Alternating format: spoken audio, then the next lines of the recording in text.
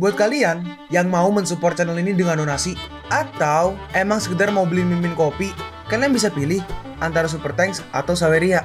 Gue sih nggak masalah kalian pilih yang mana. Cuma kalau bisa, lewat Saweria aja. Soalnya kalau YouTube, potongannya gede, 30%. Kalau Saweria, cuma 5%. Untuk link Saweria, kalian bisa klik aja di atas kanan nih. Atau bisa cek di kolom deskripsi. Tapi kalau mau support, nggak harus donasi kok.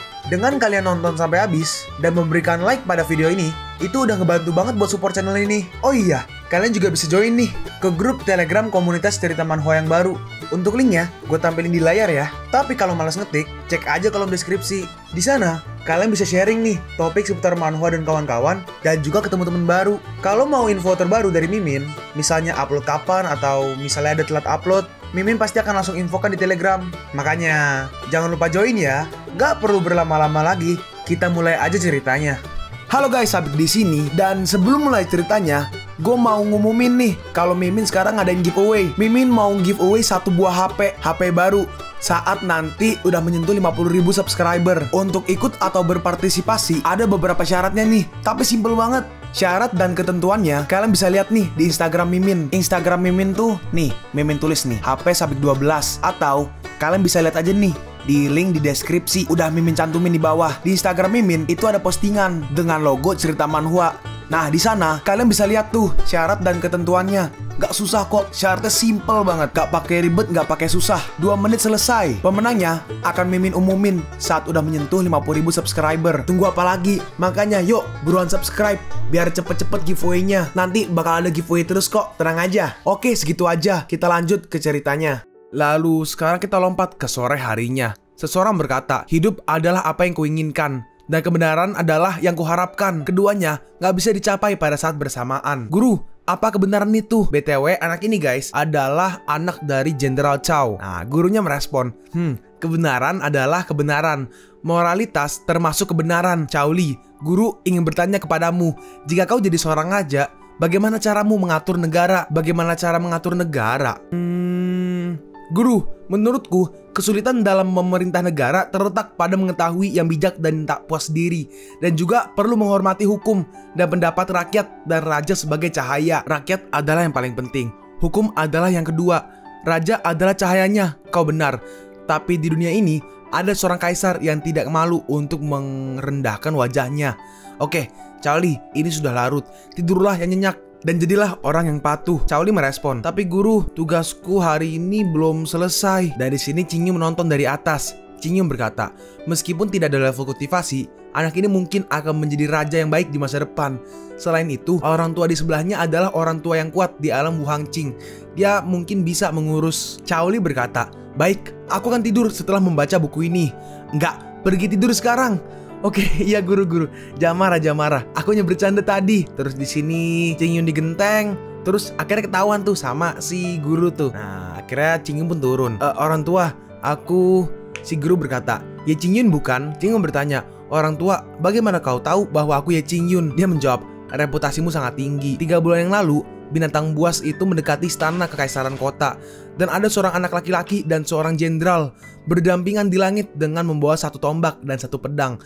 Desas-desus mengatakan bahwa bocah itu melarikan diri, tetapi aku tahu itu tidak mungkin. Terimalah rasa hormat orang tua ini. Cingyun merespon, cepat bangun, bagaimana bisa aku menerimanya? Tidak perlu menghentikan rasa hormat orang tua ini. Berapa banyak orang di dunia yang bisa membiarkan jenderal bertarung bersamanya? Anda adalah saudara hidup dan mokat sang jenderal, dan sampai batas tertentu, Anda adalah penguasa Xiaolao. Ketika aku melihat Tuan Ye, saya merasa seolah-olah saya telah melihat jenderal. Kehidupan jenderal cemerlang, dan juga dia bekerja keras untuk negara Chow. Tetapi takdir berkata lain, dan pada akhirnya dia mokah, tetapi aku malah berdiam diri dan tidak membantu jenderal. Ayo bangun dan bicara dulu. Kau nggak boleh ikut karena kau ingin menjaga satu-satunya anak jenderal. Jadi nggak perlu menyalahkan dirimu sendiri. Selain itu, aku telah membawa tubuh dan pakaian saudara Chow dan menguburkannya di gunung belakang kota kekaisaran negara Chow. Tuan Ye, apakah Anda serius tentang ini? Iya, si guru berkata. Setelah 3 bulan, aku akhirnya mendengar kabar baik. Oh iya, ngomong-ngomong, Ye Gongqi datang ke sini untuk membawa pergi Chow Li. Cingyun menjawab, itu dulu, tapi sekarang seperti tidak. Si orang tua merespon, toh kau juga pernah melihat bahwa anak ini membaca buku dan tidak pandai bela diri, yang sangat berbeda dengan orang pada umumnya. Tulisannya lumayan, Cao Li pasti senang jika kau melihatku. Terus tiba-tiba, seseorang memecahkan penghalang kedap suaraku. Ayo pergi lihat. Dan ternyata ada seseorang nih guys, seperti dari bandit ya, yang menangkap anak dari saudara Cao, lebih tepatnya Jenderal Cao. Si bandit berkata, "Ya Qingyun, aku gak menyangka jika aku mengejarmu akan memberitahuku di mana anak laki-laki Cao Yong tinggal. Hei, lepaskan dia!" Lepaskan dia? Enggak. Kedua putraku mokat dengan sangat menyedihkan karena ulahmu. Jadi aku akan menghabisi putra Cao Yong dulu dan kemudian menghabisimu hari ini. Lalu tiba-tiba si bandit ditampar sama si Cao Li. Gak ada cara lain. Si bandit membalas, "Anak sialan, berani kau menamparku? Akan kuhabisi kau. 9 bayangan ilusi." Lalu tiba-tiba ada yang memotong tangan dari si bandit. Itu kau? Nah nih ada seorang guys. "Oi bocah, jangan takut." Cao Li merespon, "Paman Meng, aku nggak takut." Bagus, kau bocah pintar. Cao Meng, kenapa kau bisa kembali? Bukankah kau dikirim ke kota? Cao Meng membalas, kau benar. Mokat nggak bisa menyelesaikan masalah apapun. Selain itu, kebencian saudara belum selesai. Tidak, tunggu matamu. Dan si bandit langsung dihajar. Orang yang menghina saudara tertuaku akan kuhabisi tanpa ampun. Dan akhirnya Cao Meng dikasih tahu kalau itu Qingyun. Kau mengatakan kalau dia ini Ye Qingyun? Apa benar dia nggak lari? Jangan bicara omong kosong. Apa kau nggak melihat bahwa jenderal memberi semua kultivasinya? Bagaimana mungkin orang-orang yang dia hargai jenderal melarikan diri seperti itu? Ya, benar juga. Lalu Qingyun pergi ke Cao Li. Qingyun berkata, "Menjadi penerus raja selanjutnya bukanlah jalan yang mulus. Jadi aku memberimu pikiran ilahi ini agar bisa melindungimu. Aku telah melakukan semua yang aku bisa dan aku harap kau akan aman dan bahagia sepanjang hidupmu." Terus di sini Cao Meng berkata, "Saudara Ye, namaku Cao Meng. Aku dulunya adalah bawahan Jenderal Cao." Qingyun merespon, "Ya, aku lega Cao Li memiliki kalian berdua di sisinya. Kalau begitu, aku akan pergi dulu." "Ya, saudara, hati-hati di jalan." Dalam hati Qingyun, bagaimanapun, jangan berterima kasih padaku untuk apapun karena aku tidak bisa banyak membantu. Sekarang kita pergi ke Menara Api Akademi Sing. Seseorang berkata, "Hei, apa kau sudah dengar? Orang-orang di kota Xinghai semuanya melarikan diri." Ini BTW di Akademi Sing belakang gunung ya. "Iya, aku dengar itu. Aku hanya nggak tahu apakah Akademi Sing kita ada hubungannya dengan Xinghai itu." Yang kanan menjawab nih, "Pasti ada hubungannya. Kalau nggak, bagaimana mungkin mereka bisa tinggal di sini?" Terus di sini Qingyun datang kan. Terus seseorang keluar dan berkata, "Jabingan, kami nggak ada hubungannya dengan Akademi Sing." "Hei, lari! Ada yang ingin memukul seseorang." Bagian mana yang ingin aku pukul, Loh, tunggu. Di mana orang baju hitam tadi? Sepertinya agak familiar. Dalam hati Qingyun, aku ingin tahu apa yang terjadi pada orang tua kecil itu. Terus Qingyun pas lagi jalan pergi, tiba-tiba, Oi, siapa yang berani masuk ke tempat kediamanku?" Jadi gila lagi nih orang tua. Pencuri ini masih berani melawan. Akan kutangkap kau. Hurrah! Dan dia menyerang ke arah Qingyun dan mereka berdua terus beradu serangan. "Penatua Singgi, sadarlah." Loh, ya Qingyun, apakah itu kau? Qingyun menjawab, "Ini aku, Penatua Singgi." Qingyun merespon, "Ini benar-benar kau. Orang tua ini mengira bahwa kau tidak akan pernah kembali lagi. Dalam 6 bulan terakhir, kemana aja kau? Apa kau tahu bahwa aku mengkhawatirkanmu setiap hari selama 6 bulan? Dan juga aku nggak bisa tidur nyenyak. Hei, lepaskan aku dulu." Pertama-tama bla bla bla bla bla, lalu kemudian bla bla bla bla, diceritain semuanya. Nah, aku datang ke sini setelah ke tempat Cao Li. Tambah diduga kau mengalami begitu banyak hal dalam 6 bulan terakhir. Qingyun berkata, "Aku kesini hari ini untuk mengucapkan selamat tinggal." Qingyun merespon, "Orang tua ini sudah lama mengetahui bahwa Akademi Sing bukan tempat yang pas bagimu. Begitupun dengan kota Xinghai. Cepat atau lambat kau pasti akan pergi. Jangan terlalu serius, Penatua. Aku akan pergi setelah makan ini." Tunggu, apakah kau akan pergi ke Benteng Pahuang? Qingyun berkata, "Iya, tapi aku tidak bisa pergi ke sana sekarang. Aku akan pergi ke tempat lain dulu untuk mendapatkan token benteng." Lalu Penatua Singgi mengeluarkan sesuatu dan itu adalah token. "Jangan makan dulu, aku punya token benteng di sini." Qingyun merespon, "Aku nggak menyangka kau memiliki tokennya. Thank you." Penatua Singgi merespon, "Apa yang aneh tentang itu? Aku adalah penatua dari sebuah akademi.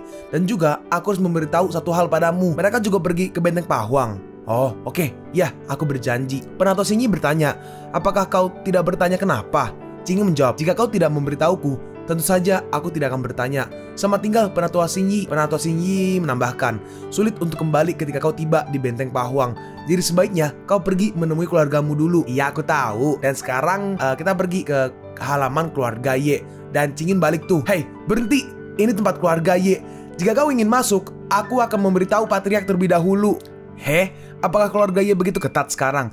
Tapi bagus juga memiliki aturan. Siapa namamu? Si penjaga menjawab, namaku Wang Tai. Cing Yun berkata, Wang Tai, itu nama yang aneh. Kalau begitu, aku akan tunggu. Laporkanlah, beritahu kakek, dan katakan aku sudah kembali. Heh, ngomong-ngomong, siapa nama kakekmu? Dan juga kau bilang aku kembali. Siapa kau sebenarnya? Tapi tiba-tiba si Wang Tai langsung ditampar sama seseorang.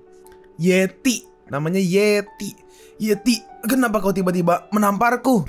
Sangat berani. Sebagai seorang pembantu, beraninya mempertanyakan tua muda ini. Tampaknya tamparan di wajah aja nggak cukup. Tiba-tiba Cing Yun berkata, tunggu. Yeti bertanya, ada apa? Aku sudah mengajari guguku. Apa kau ingin merawatnya juga? Cing Yun membalas, apa kau nggak melihat di mana ini? Dan juga, apa kau nggak akan takut untuk mendapatkan masalah? Yeti membalas, tentu saja aku tahu di mana ini, tetapi aku nggak tahu apa yang akan terjadi. Di sini Yeti ngomong ke Cing Yun lewat transmisi suara ya, atau telepati. Teman, tinggalkan aku sendiri. Lebih baik kau datang besok aja. Bijing yang kecil ini sudah gila dan dia akan menyiksa orang di saat moodnya sedang buruk. Hari ini adalah nasib burukku. Kau harus pergi. Aku tidak ingin kau kena imbasnya. Cing Yun berkata, kau sangat baik. Ngomong-ngomong, siapa dia? Si Wang Tim menjawab, bagaimana aku mengatakannya? Menggunakan transmisi suara. Apakah kau bisa? Dia adalah selir terkuat dari keluarga Ye. Dia memiliki kultivasi alam Yin Void lapisan pertama pada usia kurang dari 16 tahun. Meskipun dia adalah selir, tapi selir sejati dari keluarga Ye tidak sebaik dia. Jadi dia sangat sombong. Cing Yun bertanya, selir? Apa dia selir dari para ibu-ibu? Wang Tim menjawab, Yeti, dia adalah tamu. Pukul aja aku. Yeti ngomong lagi nih lewat transmisi suara. Setelah berbicara tentang cara menggunakan transmisi suara, apa kau nggak tahu cara menggunakan transmisi suara? Dan juga kau bahkan nggak tahu nama kakekmu. Apakah orang asing? Cing Yun berkata, aku orang asing dan basis kultivasiku lebih tinggi darimu. Kau yakin ingin melawanku? Dan di sini mereka berdua mengabaikan si Yeti. Cing Yun berkata, ikuti aku. Yakinlah, nggak ada yang bisa menyakitimu. Wang Tai berkata, teman, dia menyimpan banyak dendam dan juga keluarga Ye bahkan lebih baik darinya. Bocah, dia adalah salah satu gugukku. Apakah itu pantas bagimu untuk membawa gugukku tanpa menyapa pemiliknya? Cing Yun membalas, jangan khawatir, kau teruslah cerita apa yang terjadi. Ngomong-ngomong, gak perlu pakai transmisi suara. Begini ceritanya, keluarganya berniat merekrut orang-orang muda yang berpotensi. Selama mereka mau bekerja, mereka akan memberikan status kakek dari pihak ibu. Diberi nama keluarga Ye. Identitas itu setara dengan selir. Yeti adalah cucu dari pihak ibu, yang nama aslinya adalah Huati. Dalam hati Yeti, aku hampir dibodohi olehmu. Ini adalah keluarga Ye. Jika kau tidak bergerak, itu berarti kau lengah. Aku gak peduli apa basis kultivasimu. Karena kau sudah memprovokasiku, kau harus mokat.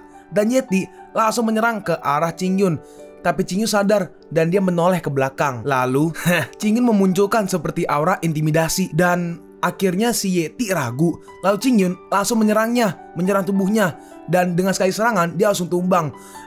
Kau, Cing Yun berkata, itu menghancurkan meridianmu. Jadi terimalah nasibmu. Menggunakan telapak tangan penghancur untuk berurusan denganmu benar-benar sangat membuang tenagaku. Tapi juga layak untuk identitasmu sebagai seorang kakek dari pihak ibu.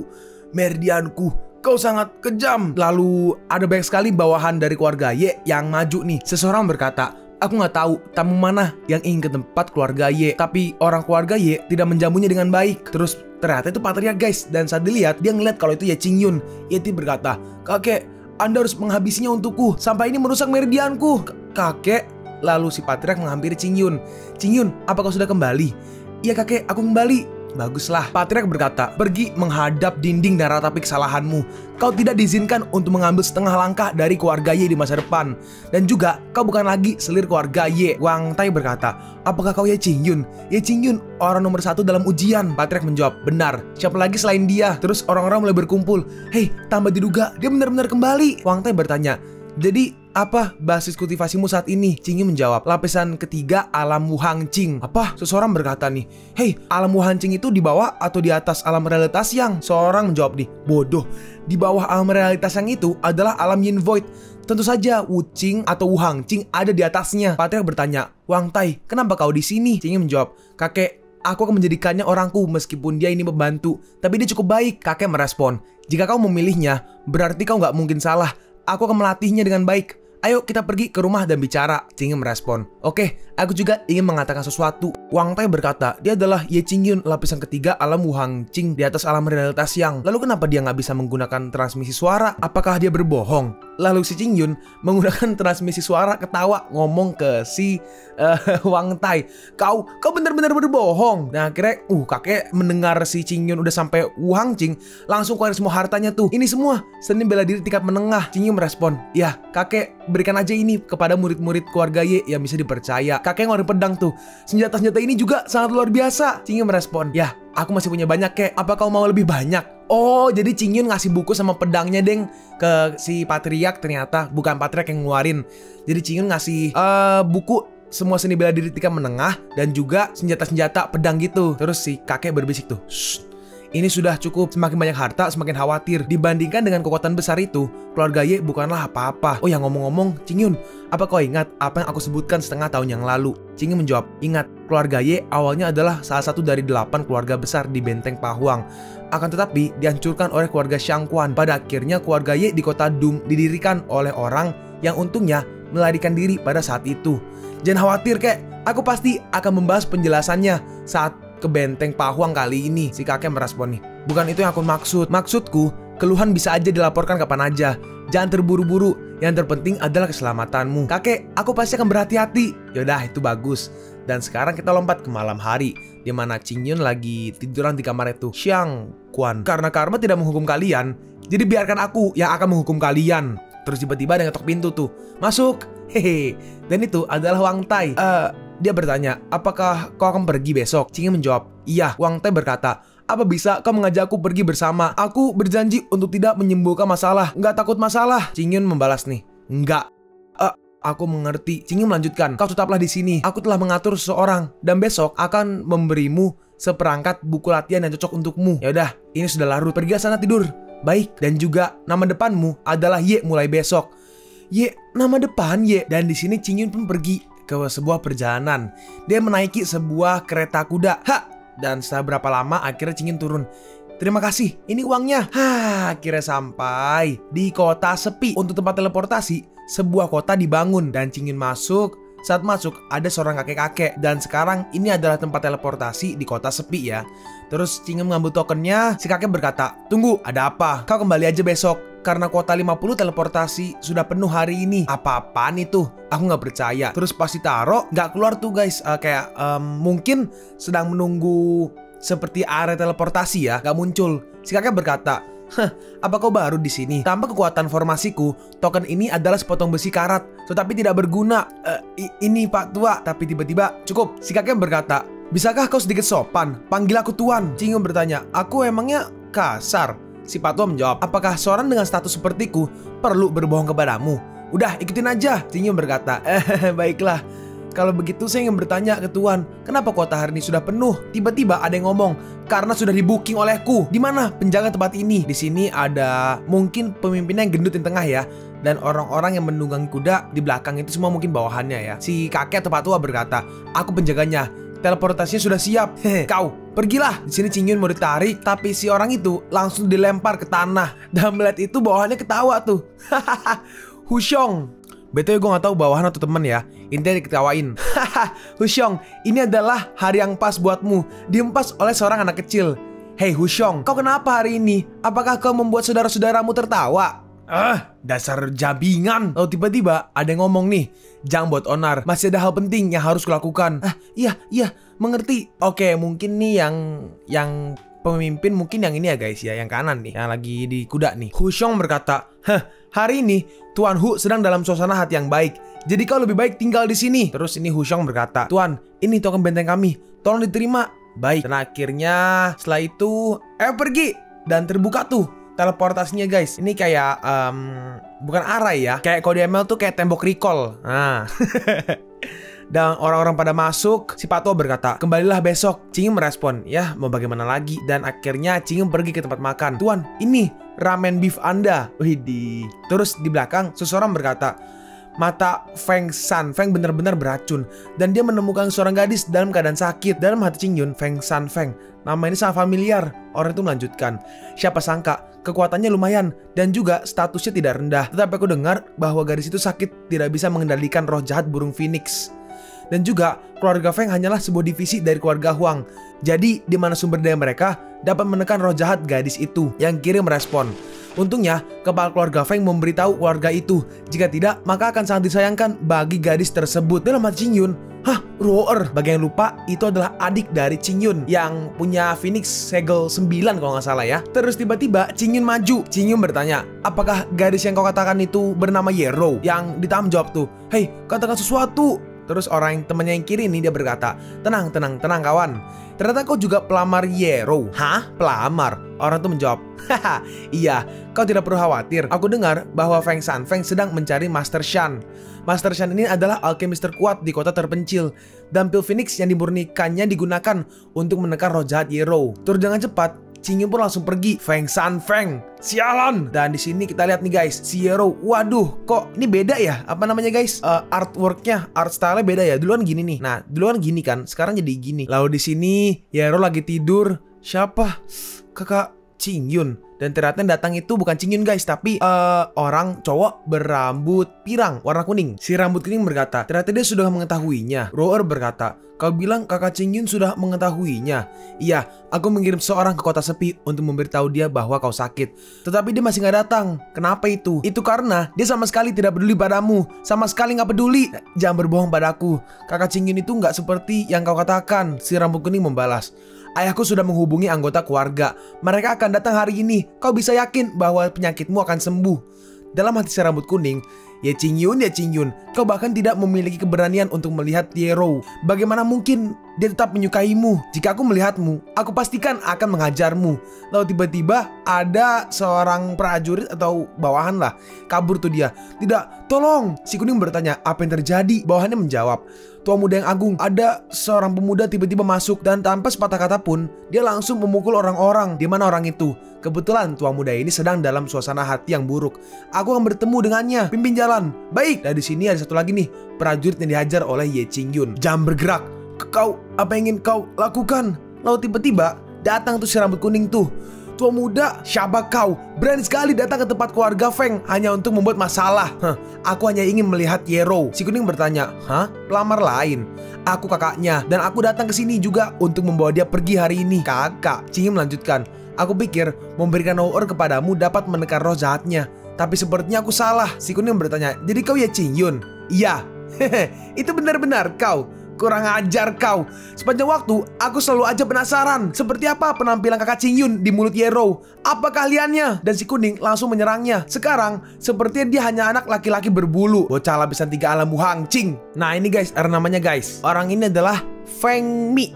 Dia ada di lapisan 5 alam Wu Hangqing. Feng Mi berkata, membawa dia pergi. Apa bisa kekuatanmu menjamin keselamatannya? Bukankah kau berjanji untuk datang dan melihatnya dalam 6 bulan terakhir? Kau, Qing Yun membalas, jika kau tidak memberikannya, aku akan menemukannya sendiri. Jabingan, berani kau mengabaikanku? Rasakan ini. Tapi di sini, Qing Yun berhasil menahannya dengan mudah menggunakan pedangnya. Aku dalam suasana hati yang buruk sekarang. Kau akan tahu jika kau melakukan itu lagi. Dan akhirnya pintu terbuka dan Yero keluar. Kakak Qing Yun, Roer, loh Yero, kenapa kau keluar? Roer, apa kabar? Yero menjawab, kakak Qing Yun, Roer sangat merindukanmu. Dan setelah itu, Yero atau Roer pun dia pingsan. Feng Mi berkata, kau itu masih sangat lemah. Bagaimana kau bisa bangun dari tempat tidur? Qing Yun berkata, Roer, aku di sini. Roer berkata, kakak Qing Yun, Roer sekarang lebih kuat dan juga bisa melindungimu. Terus Qing Yun mengambil sebuah pil, berhenti bicara dan makanlah ini. Baik, hei, apa yang sedang kau lakukan? Jangan sembarangan makan. Terus abis dimakan, ditelan. Dalam hati Feng Mi, roh jahat di tubuh Yero benar-benar ditekan. Qing Yun berkata, adikku, aku akan membawamu pergi. Roer merespon, aku tahu bahwa kakak Qing Yun tidak akan pernah melanggar janjinya. Mereka semua bilang kau meninggalkanku, tapi aku tahu mereka pasti berbohong. Toh gak mungkin juga kakak meninggalkanku. Benar kan kak? Qing Yun menjawab, Roer, berhentilah bicara, istirahatlah dengan baik dan serahkan sisanya pada kakak. Dan di sini Qing Yun menggunakan skill Sky Eye Serenity. Kau berhenti, orang-orang dari keluargaku akan datang hari ini. Meskipun pilmu untuk sementara menekan roh jahat di tubuh Yero, tapi lebih baik dia tetap di sini. Terus Qing Yun menaruh Yero dan Qing Yun berkata, hah? Jika kau tidak memberitahuku, aku hampir lupa apa yang dijanjikan Feng saat itu. Aku akan menyelesaikan masalah yang ada di sini. Feng, keluarlah untukku. Akhirnya Sanfeng pun keluar. BTW bagi yang lupa, Sanfeng itu yang membawa Yero pergi ya. Sanfeng berkata, berani kau datang ke tempat keluarga Feng untuk membuat onar? Oh, itu kau. Iya, ini aku. Berlututlah padaku. Dalam hati San Feng, aura yang begitu kuat. Bagaimana bisa dia dari alam kekerasan ke alam Wu Hangqing dalam waktu setengah tahun, dan dia dibuat berlutut? Aku tidak. Dan kepalanya langsung diajar sama si Qingyun dan sampai benjol tuh. Aduh, kau. Qingyun mau motong. Kau apa? Adikku bahkan gak bisa bangun dari tempat tidur. Apakah kau lupa apa yang kau janjikan padaku saat itu? San Feng menjawab, Yero adalah masa depan keluarga Feng. Kami tidak akan pernah membiarkan dia mendapat masalah. Oleh karena itu, aku memberinya pil Phoenix selama setengah bulan. Terus diketok lagi kepalanya. Jika pil Phoenix berguna, Roer tidak akan menjadi seperti itu. Kau bahkan membiarkannya memakan itu selama setengah bulan. Kau gak mengerti apa-apa. Tetapi kau bersikeras untuk mengerti. Jika kau tidak mengerti, kau harus berpura-pura mengerti. Apa kau pikir itu sangat baik? Lalu tiba-tiba seseorang berkata, apa yang gak bisa? Orang tua ini telah menjadi alkimia selama 20 tahun. Dan pil Phoenix ini emang dapat menekan roh jahat Phoenix di tubuh perempuan ini. Qingyun bertanya, apakah kau alkemis tingkat 4? Si alkemis menjawab nih, tepat. Orang tua ini percaya bahwa alasan situasi gadis ini adalah karena dia belum makan cukup banyak pil. Selama dia meminumnya terus-menerus selama sebulan, itu pasti akan menyingkirkan roh jahat di tubuhnya. Ini adalah kebenaran yang disebut melawan racun dengan racun. Dan orang ini adalah Master Shan. Dia adalah alkemis tingkat keempat. Qingyun bertanya, melawan racun dengan racun? Master Shan menjawab, betul sekali, melawan racun dengan racun. Lalu si Master Shan langsung ditampar. Persetan kau, sialan. Hah? Dasar alkemis tingkat 4. Hah? Kau berani menamparku? Ini sama aja dengan melawan persatuan alkemis. Lalu si alkemis langsung dihajar tuh sampai mental ke tembok. Qingyun melanjutkan, aku menamparmu karena kau sampah. Adapun penghinaan terhadapmu, apa berarti menghina persatuan alkemis? Apa kau kepala persatuan itu? Dan izinkan aku memberitahumu, bahkan jika kepala persatuan alkemis ada di sini hari ini, dia harus membungkuk dan berbicara denganku dengan kepala tertunduk. Kau berani, kau tidak sopan kepada persatuan alkemis. Apa kau tahu tanda apa ini? Dan ini adalah token dari anggota inti persatuan alkemis. Aku adalah anggota inti dari persatuan alkemis. Hari ini aku akan melaporkan penghinaanmu dengan jujur. Jadi tunggu aja kau. Feng Mi berkata, ya Qingyun, cukup. Jika kau menyinggung Master Shan, aku takut Yero tidak akan bisa meninggalkan kota bersamamu. Terus tiba-tiba si Master Shan langsung dihajar tuh pakai klon dari Qingyun. Bodoh. Lalu tiba-tiba si San Feng langsung mengeluarkan skill Phoenix nih. Jabingan, berani berbuat onar di tempat keluarga Feng. Mati kau. Tapi Qingyun hanya menggerakkan tangannya tuh. Pergi. Dia menggunakan skill teknik Blood Drip Killing. Dan dengan satu serangan, teknik murahan. Nah, dengan satu serangan itu, Qingyun berhasil menahannya. Apa? Awas! Dan akhirnya, serangannya pun musnah. Dalam hati San Feng, sangat kuat. Jelas, setengah tahun yang lalu, dia masih jauh di bawahku. Qingyun berkata, hanya ini sungguh membosankan. Hari ini aku ingin membawa Yero pergi. Siapapun yang menghalangi akan mokat. Yang di sini ada seseorang lagi datang nih yang pakai baju merah tuh. Dia berkata, Yero adalah anggota keluarga Feng. Apakah kau mengatakan ingin mengambilnya? Terus penatua yang tengah nih, dia juga datang tuh. Dia menambahkan, anak muda jangan keras kepala. Terus Feng Mi datang tuh dan berkata, paman, ayah, untuk Yero biarkan dia pergi. Qingyun berkata, kau menyelamatkan hidup mereka dan juga menyelamatkan dirimu sendiri. Feng Mi merespon nih, kau sebaiknya menyembuhkan Yero. Jika tidak, Qingyun membalas, kau gak perlu mengajariku. Dan juga, jika orang-orang kau datang, aku tidak akan segan-segan. Di sini Qingyun pun akhirnya pergi. Dan ayahnya harusnya ya rambut putih ya. Ayahnya bertanya, Mi-er, kenapa kau melepaskan dia? Feng Mi menjawab, ayah, selama Yero bisa sembuh. Lalu seseorang berkata, bersiaplah dan lihat bagaimana kau akan menjelaskannya kepada keluarga utama. Dan di sini Qingyun pergi ke sebuah penginapan. Qingyun berkata, beri aku kamar terbaik. Baik, ikuti aku tuan. Terus dikasih tuh, wah, batu roh kelas menengah. Qingyun berkata, satunya adalah biaya kamar, dan yang satunya adalah tip. Jangan biarkan siapapun masuk ke kamar. Apa kau mengerti? Mengerti tuan. Tuan, jangan khawatir, tidak akan ada yang mengganggu Anda. Dalam hati Qingyun, keluarga Feng idiot, alkemis idiot, membiarkan roh jahat Phoenix di tubuh Roer selama setengah bulan. Jika aku datang terlambat beberapa hari, terus saat dilihat ternyata sudah sangat parah guys. Ini adalah, terus akhirnya di sini Roer bangun, tapi akhirnya tidur lagi. Roer, tidurlah yang nyenyak sementara waktu. Sementara aku mencari bahan obat untuk menyuling pil. BTW ini klon petir ya yang menjaga Roer di sini. Terus Qingyun pergi ke sebuah toko untuk mencari obat. Apa Anda punya rumput ekor Phoenix? Enggak. Qingyun bertanya lagi, bagaimana dengan batu cairan merah roh dan 3 rumput peri Phoenix? Enggak punya juga. Dalam hati Qingyun, aneh, rumput ekor Phoenix memang langka, tapi batu cairan merah dan 3 rumput peri Phoenix yang umum masa nggak punya juga?